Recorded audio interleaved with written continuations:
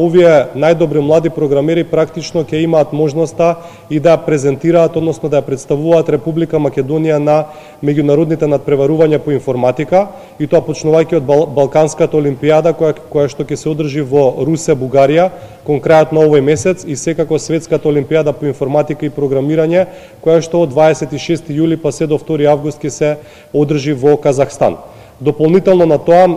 овие најдобри млади програмери ќе добијат и стипендии од Финки за бесплатно студирање на Факултетот за информатички науки и компјутерско инженерство, а од страна на Агенцијата за млади и спорт е издвоен награден фонд во висина од 160.000 денари. Оваа година повеќе од 400 ученици искажаа интерес за учество во првичните надпревари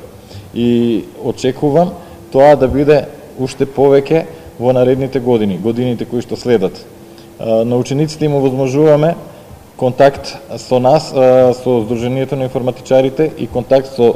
нивните другари од цела Македонија кои што се вклучени во овој циклус надпревари преку нашиот портал mendo.mk, каде што можат редовно да решаваат задачи 24/7, значи секој ден кога сакаат решаваат и добиваат веднаш резултат за добро решена задача.